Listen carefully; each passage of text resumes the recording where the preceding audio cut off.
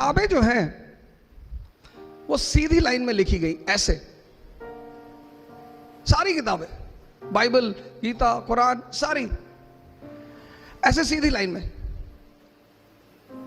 अब मालिक ने क्या कहा हमसे कि किताबें तो लिखी हैं सीधी लाइन में, अगर तुम्हारे में समझ है तो इन लाइनों को जोड़ो।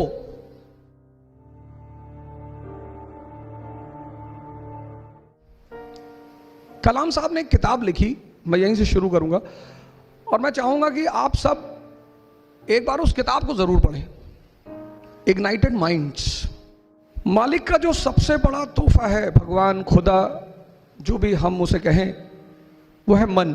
कलाम साहब किसी ज़माने में एक पेपर वेंडर हुआ करते थे, अखबार बेचते थे और अखबार बेचते बेचते प्रेसिडेंट ऑफ इंडिया हो गए। उनकी जो सबसे बड़ी बात जिसने मुझे बहुत प्रभावित किया, बहुत ज़्यादा, मतलब मैं पढ़ने के बाद एक लंबे समय तक सोचता रहा कि ऐसा संभव है, ऐसा पॉसिबल है, हो सकता है आपको पता हो। कलाम साहब अपनी शादी की डेट भूल गए। मैं तो 1 महीने से हर डेट काट रहा था कि अब मेरी शादी 15 दिन बाद, अब मेरी शादी 14 दिन बाद, 13 दिन बाद। तो जब मैंने ये लाइन पढ़ी कि कलाम साहब अपनी शादी की डेट भूल गए, तो एक पल को मुझे लगा कि नहीं नहीं, ये नहीं हो सकता। मैं जिंदगी में मालिक ने कई सारी खुशियां दी, उसमें से शादी भी एक खुशी है। अब कल आप शादी के बाद डिसाइड करोगे है या नहीं, लेकिन मैं तो यही कहूंगा कि बिल्कुल शादी एक खुशी है। अब सवाल ये है कि इतने बड़े सारे लोग जो हम, जिनकी फोटोग्राफ हमारे चारों तरफ लगी है, इनमें कॉमन क्या है? तो मैं आपको एक कहानी सुनाता हूं मुगल पीरियड की। अकबर के दरबार में पंडित महेश दास, जो बाद में बीरबल के नाम से बड़े फेमस हुए।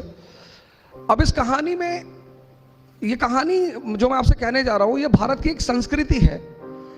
हमने फिलॉसफी को कभी फिलॉसफी की तरह नहीं लिखा, ये हमारी बहुत बड़ी खासियत है भारत की। हमने फिलॉसफी को, जिसको आप दर्शन कहते हो, हमने उसे कहानी के रूप में लिखा। क्यों? क्योंकि कहानी सबसे सरल माध्यम है किसी भी मैसेज को समझने का। हर कहानी में एक मैसेज है। आप मूवी देखते हो मुन्ना भाई MBBS, supreme court of India ने उस मूवी से इतने सारे मैसेज लिए। पहला मैसेज, उस मूवी के पहले अगर किसी व्यक्ति का एक्सीडेंट होता था तो लोग हॉस्पिटल ले जाने से डरते थे। पुलिस सवाल करेगी, मेरा परिवार फंसेगा, मैं क्यों ले जाऊं।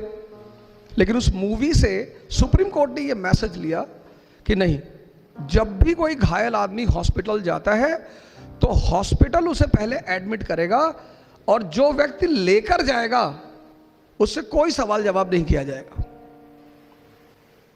पढ़ना जो है ना, पढ़ना एक अधूरा शब्द है। पढ़ने के साथ है समझना।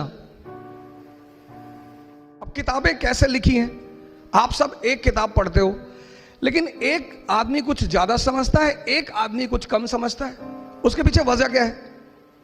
पहली इंपॉर्टेंट बात, आप में से बहुत सारे लोग कहेंगे साहब हम बहुत पढ़ते हैं, हमको रिजल्ट नहीं मिलता। साहब मैं मानता हूं नहीं मिलता हो। किताबें जो हैं वो सीधी लाइन में लिखी गई, ऐसे